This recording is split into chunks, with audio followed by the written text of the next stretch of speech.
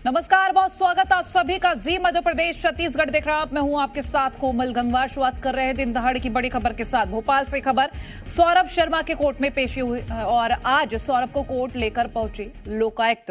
फिलहाल चेतन गौर और शरद जायसवाल को भी कोर्ट लेकर पहुंचे हैं। तीनों कोर्ट लेकर पहुंचे हैं लोकायुक्त पुलिस। तीनों को कोर्ट में लेकर पहुंचे हैं पेशी के लिए और कोर्ट के पीछे वाले गेट से टीम पहुंची है।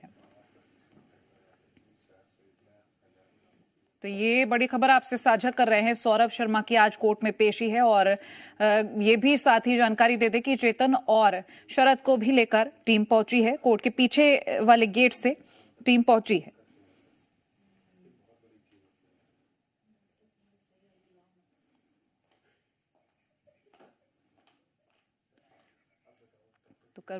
और इसमें एक और भी अपडेट सामने आया कि कर्मचारियों के नाम से प्रॉपर्टी खरीदी करने का इनपुट मिला है। सौरभ शर्मा और शरद जायसवाल, जिसके कंपनी के कर्मचारियों की भी मुश्किलें बढ़ सकती हैं क्योंकि लोकायुक्त ने 30 से ज्यादा कर्मचारियों को नोटिस भी भेज दिया है और उनसे अब जवाब तलब किया जाएगा। फिलहाल 50 से ज्यादा बेनामी संपत्ति के दस्तावेज मिले हैं और ऐसे में जो कंपनी के भरोसेमंद कर्मचारी हैं उनकी मुश्किलें बढ़ सकती हैं क्योंकि एक लिस्ट तैयार की गई है और उन लोगों से पूछताछ होगी। फिलहाल तो आज सौरभ शर्मा की कोर्ट में पेशी है, शरद और चेतन की भी कोर्ट में पेशी है। कोर्ट के पीछे वाले गेट से लेकर टीम पहुंची है तीनों को।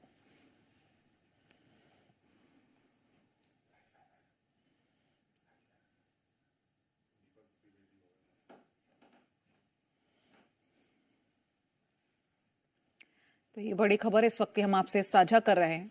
भोपाल से सौरभ शर्मा धन कुबेर, जिसकी आज कोर्ट में पेशी है और सहयोगी उसके जो हैं चेतन गौर और शरद जायसवाल, इनको भी कोर्ट में पेश किया जाएगा। भोपाल से हमारे सहयोगी अनिल नागर लाइव जुड़ गए हैं। अनिल, अभी क्या जानकारी मिल पाएगी? बताया जा रहा है कोर्ट के पीछे वाले गेट से तीनों को ही लेकर टीम पहुंची है।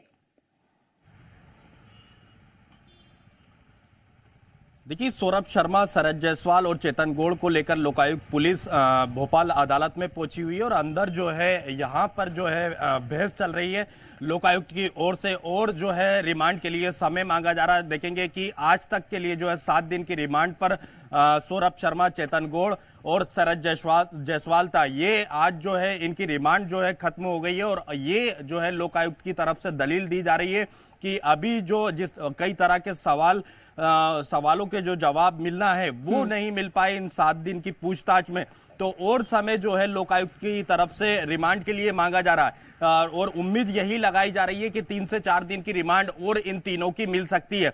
देखेंगे कि पहले से ही देखेंगे कि ये कयास लगाए जा रहे थे कि लोकायुक्त की पूछताछ में वो खुलासा नहीं हो सकेगा जिनका सबको इंतजार है। तमाम वो पूरा देश ये जानना चाह रहा था कि मेंडोरी के जंगल से जो सोने वाली कार थी, आखिर वो सोना और कैश किसका था। ये 7 दिन की पूछताछ में लोकायुक्त इनसे ये नहीं उगला सकी कि आखिर वो सोना और कैश किसका था। हालांकि अभी जो है लोकायुक्त की तरफ से दलील दी जा रही है, कई साक्ष्य उन्हें ऐसे मिले हैं और जिसके चलते अभी कई पूछताछ जो है सौरभ से की जानी है, चेतन गौड़ से की जानी है, शरद जायसवाल से की जानी है। तीनों जो है भोपाल अदालत में यहाँ पर मौजूद है और लोकायुक्त की टीम भी यहाँ पर मौजूद है और लोकायुक्त की तरफ से भी दलील दी जा रही। तो वही सौरभ शर्मा और शरद जायसवाल और चेतन गौड़ के वकील की ओर से भी ये दलील दी जा रही है कि अब रिमांड जो है आज 7 दिन का जो है वो खत्म हो चुका है और आगे जो है अब रिमांड के लिए नहीं लोकायुक्त की टीम को जो है दिया जाए। तो दोनों पक्षों की ओर से ये दलील दी जा रही है। अब जो है ये काफी हद तक साफ माना जा रहा है कि 3 से 4 दिन की रिमांड और इन तीनों की लोकायुक्त पुलिस को मिल सकती है।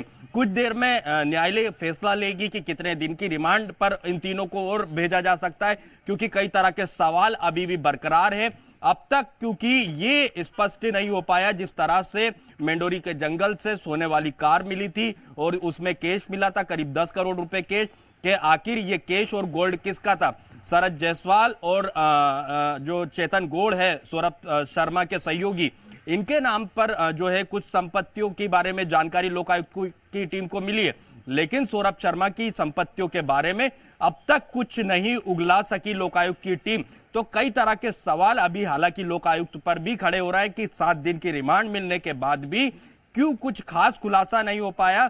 7 दिन की रिमांड काफी होती है, काफी कुछ खुलासा होना चाहिए था, लेकिन जितनी उम्मीद लगाई जा रही थी उसके मुताबिक कुछ भी खुलासा नहीं हो पाया। तो भीतर अभी जो है ये बहस चल रही है कि आखिर इन 7 दिनों में क्या कुछ इन्होंने उगला है और क्या कुछ आगे कितने दिन की रिमांड और लोकायुक्त की टीम की ओर से मांग की जा रही है, और भोपाल कोर्ट कितने दिन की रिमांड और इनके तीनों की लोकायुक्त पुलिस को दे और इस सकती है। रिमांड का तो कुछ कुछ फायदा देर भी में तो निकलना चाहिए, क्योंकि 7 दिन के रिमांड में कुछ भी नहीं राज उगलवा पाए आप, और ये कह रहे हैं कि मुंह खोलने को तैयार नहीं है तीनों में से कोई भी। और अब अगर रिमांड दी जाती है तो क्या वो फायदेमंद होगा, ये भी तो सोचना जरूरी है। शुक्रिया अनिल, ये जानकारी हमसे साझा करने के लिए। खबर सीधी से चुरहट टीआई की गुंडागर्दी का एक वीडियो सामने आया है। टीआई ने डीजे ऑपरेटर की बाल पकड़कर उसको घसीटा है, और ये विदाई कार्यक्रम था जिसमें डीजे बज रहा था। सिंचाई विभाग के कर्मचारी का विदाई कार्यक्रम था। चुरहट थाना क्षेत्र के मिसिरगवा गांव का पूरा मामला बताया जा रहा है। ये मामला चुरहट के टीआई का सामने आया है, जिसमें गुंडागर्दी दिखाई है। टीआई ने डीजे ऑपरेटर को बाल पकड़कर घसीटा है। विदाई कार्यक्रम था, सिंचाई विभाग के कर्मचारी का ये विदाई कार्यक्रम था और उसी में डीजे बज रहा था। बता दें कि ये वीडियो भी सामने आया है, चुरहट थाना क्षेत्र के मिसिरगवा गांव का है। देखिए, जो कर्मचारी है वो हाथ जोड़ रहे हैं, जो रिटायर्ड कर्मचारी है वो हाथ जोड़ रहे हैं और इस टीआई के पैर भी पकड़ रहे हैं। फिलहाल अब इस मामले में क्या कार्रवाई की जाती है देखना होगा। देखिए कैसी गुंडागर्दी सामने आई है, ना उम्र का लिहाज ना वक्त का लिहाज।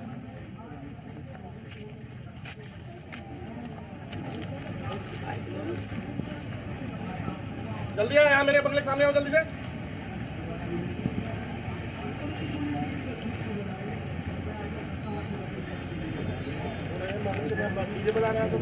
तो ये टीआई की गुंडागर्दी देखिए जरा, और हिम्मत देखिए।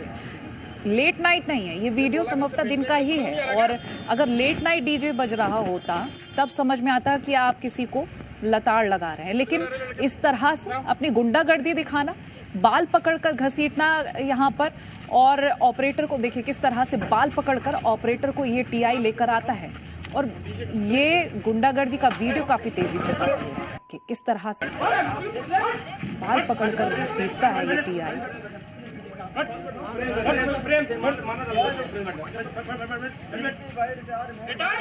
आदर्श गौतम हमारे साथ जुड़ गए अधिक जानकारी के लिए।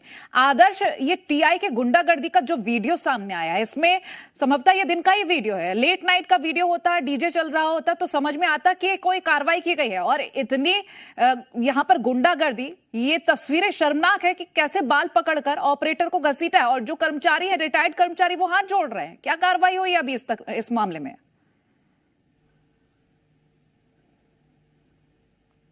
आदर्श, मेरी आवाज आपको मिल रही है?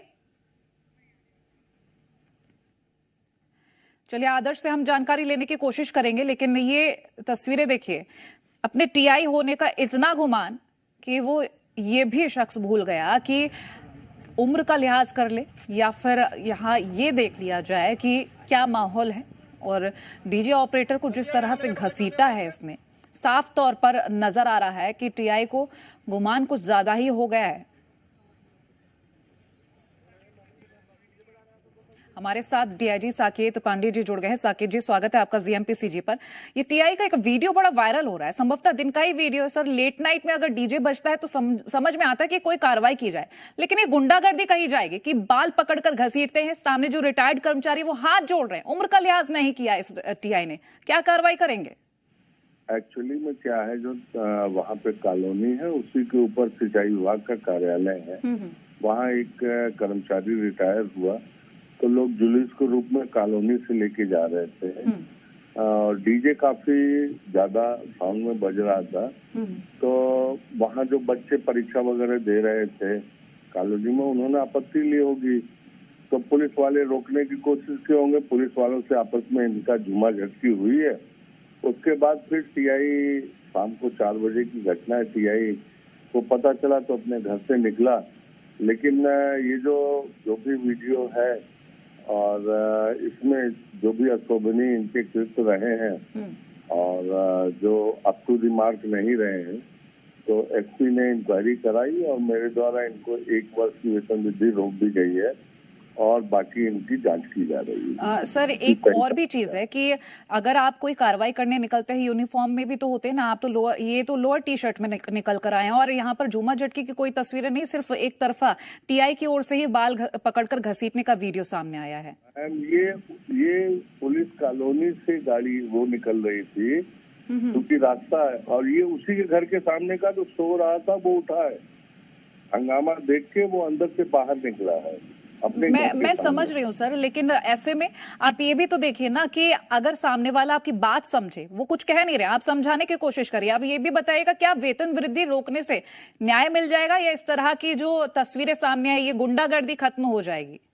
मैम, प्रथम दृष्टया हमने सजा दी है, बाकी हमारी एक हफ्ते जल्दी से जल्दी जांच पूरी हो जाएगी, तद अनुसार हम कार्रवाई करेंगे।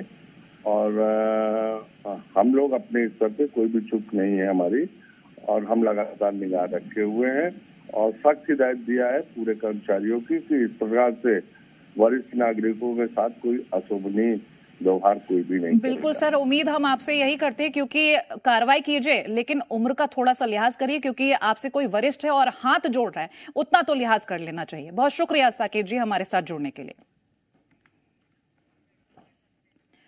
आदर्श हमारे साथ लाइव जुड़ गए, हमारे सहयोगी हैं, वो एक और अपडेट दे देंगे इस मामले में। आदर्श, अभी हमारे साथ डीआईजी साहब जुड़े थे, उन्होंने कहा कि वेतन वृद्धि रोक दी गई है, प्राथमिक दृष्टया यह कार्रवाई की गई है, आगे भी अभी जांच होगी तो इसमें और कार्रवाई की जाएगी।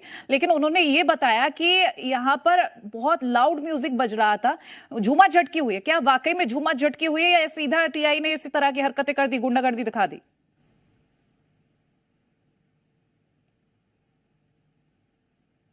कि यह जो थाना प्रभारी के द्वारा जो वीडियो है, एक बयान जारी किया गया है कि हमारे जो आरक्षक है, आरक्षक से झूमा झटकी हुई है। जो डीजे बजाने को लेकर जो शहर में जो परीक्षाएं संचालित है, जो कॉलोनी है, कॉलोनियों में काफी सारे लोगों को दिक्कत जाती थी, जिस कारण से उन्होंने जो डीजे बजाने को लेकर कम साउंड में कहा था। लेकिन जो वहाँ के जो लोग हैं, स्थानीय लोग हैं, इसको बातों को दरकिनार कर दिया। दरकिनार करने के दौरान डीजे का साउंड और तेज कर दिए, जिस कारण से जो टीआई है, टीआई जो अपने हेडक्वार्टर में रुके हुए थे, जिस कारण से वहां की जो व्यवस्थाएं थी, कई तरह के वहां डीजे में गाने लगे थे और हुल्लड़बाजी हो रही थी, जिस कारण से टीआई उठे हैं और सोचे कि किसी का लड़ाई हो रही है। जिस कारण से टीआई उठने के दौरान जो सेवा निवृत्त कर्मचारी हैं गणपत पटेल और उनके बेटे जो आर्यन पटेल है, आर्यन पटेल के द्वारा जुलूस निकाला गया था यहाँ से